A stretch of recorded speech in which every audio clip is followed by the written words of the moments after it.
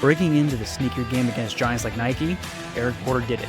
His brand Stria is already on the feet of Olympians and pro athletes. Today we dive into how he made it happen.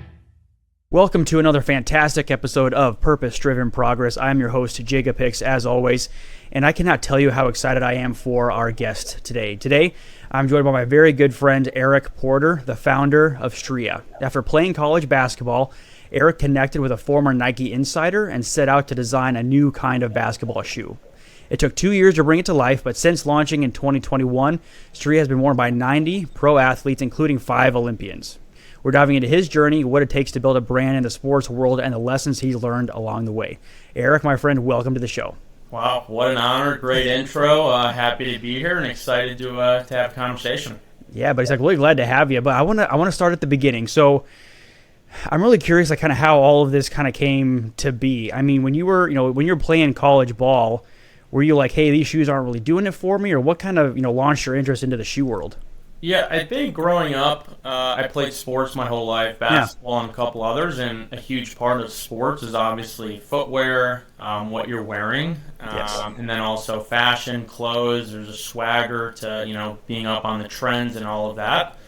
So I think that was where my passion for footwear started. I was a huge sneakerhead growing up. I was going to all the sneaker cons and the conventions around Chicago, whether it was with my dad or like my close friends, and we would just all travel and we'd go and buy, sell, all of that. But yeah. I think it was always a pipe dream. I think every 12-year-old that sits in class and doodles different shoe designs and colorways, I'd love to be sponsored by a shoe brand or be a pro athlete and get signed to one of the big brands. But that was obviously a dream. But I think as I got older, I realized I'm not going to be a pro athlete, and my passion for footwear never really left. And that's where the idea after graduating was like, you know what? Let's look into what actually happens if you were to start a shoe brand. I love it, man. Well, I'm sure you've learned a ton of lessons along the way, but help me understand, because like I'm not a sneakerhead. I did some stuff, but I wasn't like a big sports guy growing up. So like, what really kind of differentiates your basketball shoe from like everything else we've seen on the market? Yeah, obviously it's a really crowded space. There's a ton of brands in footwear, especially basketball. Our big thing was comfort and lightweight. A lot of the shoes are a little heavier now. It's more based on the design than the performance aspect. And that's what we saw as an opportunity to create a more lightweight, more comfortable performance product, which is what we did. Our shoes under 12 ounces, and the typical average basketball shoe is around 13 to 14 ounces. Okay. And that's been a huge selling point that, once people put on the shoe, they notice it and they love it. So that's helped. That's fantastic. I mean, so like, help me understand. So like for all these pro athletes and the Olympians and everybody that's been wearing the shoe, kind of break it down for me. Like what is like that 2-ish ounce difference really mean for like an athlete as they're going up and down the court? Yeah, I think growing up, I use a ton of my experiences going into the product, and then a lot of the people that helped start Stria were also former athletes. So we were all just teaming up together and putting all of our experiences, our careers into one mindset where, given what's out there, let's create a really interesting product that people will give a chance. We're up against the big dogs in the industry, so anyone that gives our shoe a chance, we only have one first impression. Right. So it's how can we make the shoe as good as possible for that first time they wear it, where they're like, oh, wow, this is a really good shoe, and they continue to wear it, and just organic growth from there. I love it, man. Well, that's fantastic. I mean, again, you guys have professional athletes and Olympians, on the roster. So, I mean, that's a big deal, right? But what do you feel like is some of the biggest, lessons or challenges you've learned along the way in really bringing Stria to life? Yeah, I mean, I think everything has been a learning curve so far. Yeah. I did not study, footwear growing up, the actual technical aspects of it. I didn't work at a major brand for 5 to 10 years after graduating to really understand a lot of the ins and outs of the industry. It was more of using our experience of passion for footwear and kind of learning on the fly. And I'd say it's almost like I went to college again since we started Stria because of all the things I'm learning about, behind the scenes of what goes into making a shoe, the marketing, the sales, all of that once the shoe is launched. So we're just learning on the fly, it's been really exciting, and you just got to fall in love with the process. Yeah. So, I mean, do you feel like there's been like any big, standout, lessons or aha moments for you in the last, 3-4 years?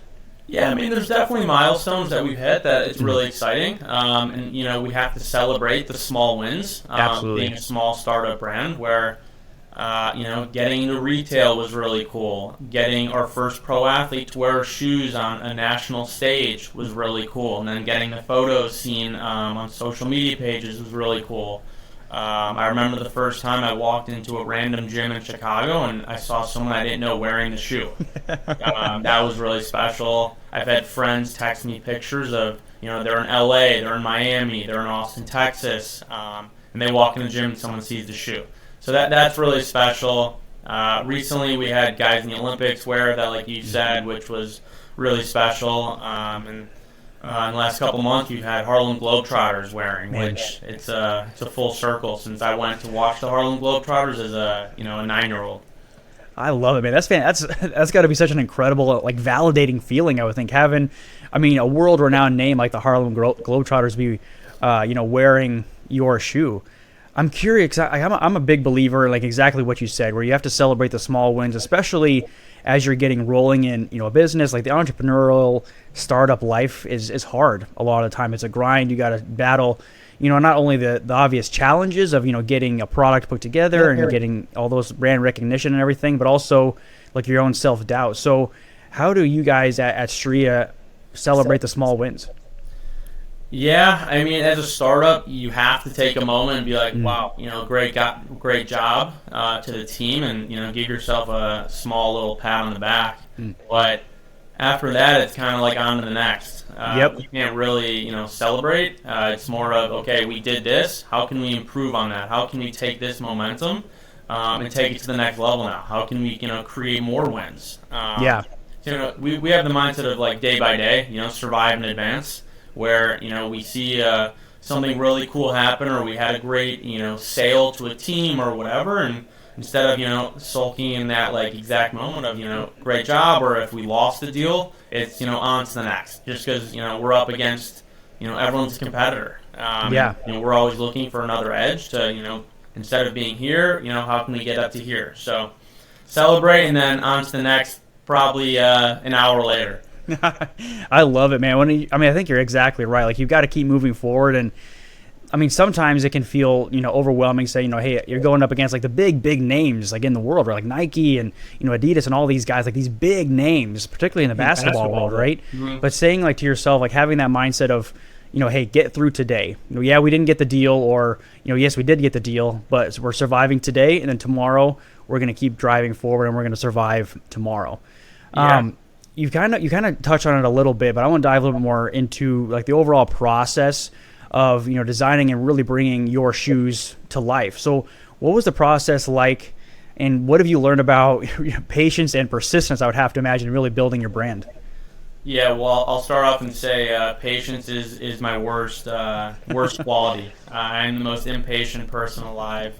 I think in certain cases in business that can be a pro. But for my mental, it's very hard to, stay patient. I think building a shoe in general takes patience. It's, it could be a 10-month process. It could be a 24-month process. It just depends on the type of shoe you're making. And it goes back to, the learning curve. We spent, months designing the shoe at the beginning until, we felt it was ready. And then from there, you take it to the next step of taking it to your developer. This is the shoe. You have the tech pack. You break that down, and then you present it to factories that you feel confident that can build the shoe and bring the dream to reality. And it's just a full process. Yeah. Well, so like, is there any like, if anybody out there listening is like, man, I really like, I'm a big fan of footwear. I'm a sneakerhead too. I'm thinking about getting into the shoe game. Is there any piece of advice that you would give to anybody listening that's thinking about getting into the game too? Yeah, I would just say pick as many people's brains as possible and be a sponge. That's what I did from the age of 20 years old till now. I'm always talking to different people, whether it's a designer, a developer, someone that worked in distribution, sales, marketing. Just because, you're always learning. There's always new things happening in the footwear industry, and that's what I've had to do is I've had to lean on certain people that have worked in the industry and the markets to really understand their perspective, being a veteran. So it's, taking what they say and then, applying it to Stria in a way that it can fit. Yeah. Well, and I mean, I've been in sales and business for a long time, and there's always kind of those moments where you have to make a pivot, right? Like you're thinking you're going down one road, then all of a sudden you get some new information, you have to make a change. Have you guys had any big pivot moments in Stria? Not yet. It's really just seeing what works. So I'd say the pivot for us is seeing how do we make the most bang for our buck being a startup. So, seeing what works, which people posting our shoe on social media really creates the most awareness, whether it's grassroots, is it pro athletes, should we go after NBA players, overseas players, YouTubers. It's where we live in a crazy time now where there's different types of people that can really help grow a brand. And our biggest thing is just getting our name, our brand, our shoe out there in front of the most eyes. So it's just really learning what works, what doesn't work. So that's really good for us. Well, so I love that. Anybody that's listened to the show much knows that I'm a really big believer in experimentation. Both experimenting in the sense of trying new things, but then also having that experimentation mindset where you're not failing something if it doesn't work out the way you thought. You're just trying something, and then you're learning from it to try something different the next time. Right. And it sounds like you guys are doing a ton of experimenting to see what works well for you guys. Is that fair to say? Yeah, no, we have to. It's experimenting. It's talking to different people on our team from their experiences. When they go out and sell the shoe, if they're talking to other people, then we all huddle up together. And we decide, what's the best, pathway for Stria moving forward. What has worked in the past? We don't want to keep making the same mistakes. So it's, if something doesn't work, then we don't do that again. And that goes even to the development of the shoe. It's, the first shoe, our 107 series, which is our basketball shoe, it took about a year and a half to develop until we felt confident with it. But we went through about 5-6 sample rounds where we'd wear test the shoe and what didn't work, what worked, and we'd have to note that and send that back to the factory. So it's a learning curve. It's seeing what's working, what's not working, and not rushing the process. And that's where you just have to have the patience. Yeah, like you were saying. I'm right there with you. I want to, drive towards the things that I want, get it, right now, if not, tomorrow at the latest. But having that patience to, like you said, you said 5 iterations of the 107? 5 or 6. The first shoe is just a starting point, and then you wear test it, you see how the shoe reacts to, playing. You have, I'm only 5'11", so we had a couple guys that were 6'8" wear the shoe. What was their thoughts? Did we need more ankle support? Do we need more cushion? All of that goes into effect when making a shoe, and I can't just trust myself. I have to lean on the rest of our team for their unbiased opinions because I might be biased, where you really have to put trust in other people. And that's where the patience part comes in. I love it, dude. Well, so I really want to get your opinion here because obviously, you're an expert in, specifically the basketball shoe world, right? So, are there any certain, tips or, certain qualities or features that people should be looking for in a good basketball shoe if they're thinking about, purchasing some new shoes? Yeah, I think every person's different. It just depends on what you're looking for. Me being an unathletic, slow, short guy, I couldn't wear the heavy shoes. I needed as much advantage as possible. So I was always looking for lightweight and comfort, and I feel like I didn't always get that. So that was me personally. But I'd say for every person, it's different. It depends on what they're looking for, whether they're looking for support, they're looking for cushion, lightweight. All of that goes into effect, or if they're just looking to wear, the signature athlete, whose shoe is it? Because all of that, comes into effect, and it's just a lot of trial and error. And you're not going to please everyone, as you know.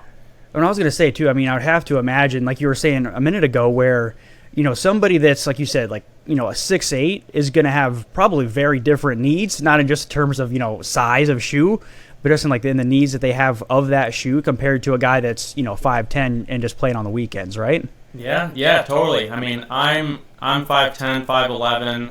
I love the shoe, but then we got a guy named KJ McDaniels who played in the NBA for 4 to 5 years, and now he's in Indonesia, and he's 6'7". And he's a dunker. He's a power forward. He's a monster. He's killing it. But he wears our shoes and it works for him. So it's finding a balance where you have to create a quality product that doesn't just work for the guards like myself. It works for everyone. So that's where it's fun to see the difference. I love it. That's so cool. I mean, it's got to be such a fascinating, process too. Saying, hey, this shoe is working. Our design right now is working great for, the guys such as yourself. Like you said, they're like that 5'10", 5'11" range, and then figuring out what slight tweaks you need to make for like these huge power forwards that have a very very different need of cushion and comfort as they're running up and down the court. Yeah. I want to dive into, I think probably maybe the coolest part of what we've been talking about is that your shoes are worn by a bunch, almost 100 professional athletes, right? And Olympians too. So talk me through, tell me some stories. How was that? Yeah, no, it's been really cool to see the pro athletes wearing. That was always a vision of mine when we started the shoe. I think it's validation to see the top level athletes wearing your shoe, because then it's like if a guy in the NBA or the G League or top league overseas is wearing your shoe, then the shoe will work for little Jimmy in elementary school or high school.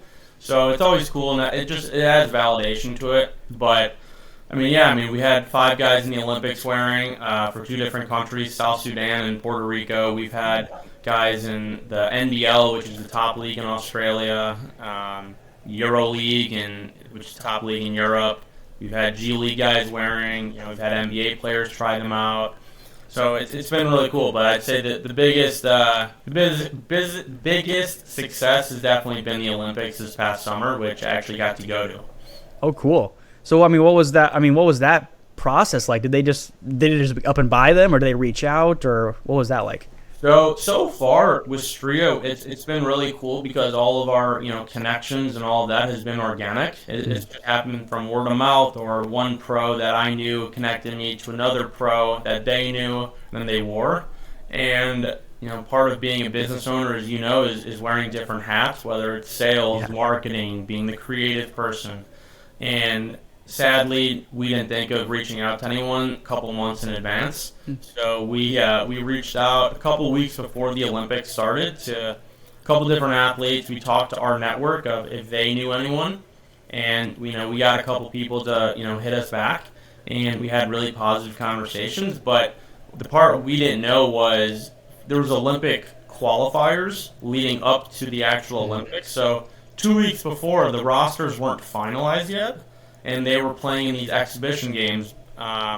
So we couldn't really send shoes anywhere. We couldn't send it to their hotel because they're in one city for 2 days and then they're on to the next for a couple other days. And the rosters weren't finalized, like I said.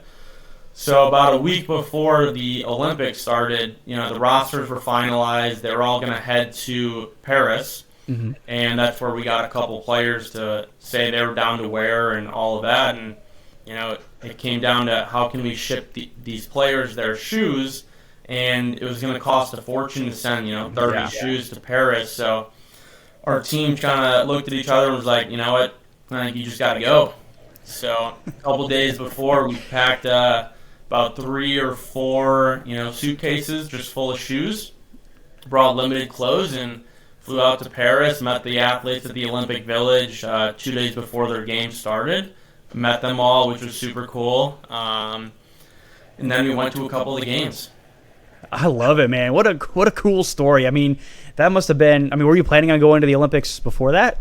Definitely not. Yeah, I said as a joke that I said to my friends that I might have to go to Paris in a couple days if I can't figure out how to ship the shoes. But it was more of a joke.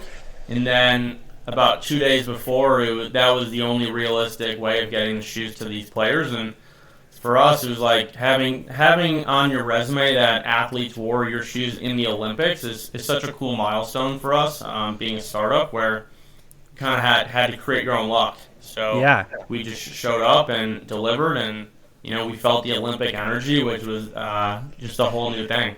I love it, man. That's fantastic. Well, congratulations. That must have been just kind of a whirlwind. All of a sudden, hey, I'm going to Paris, tomorrow with a bunch of shoes.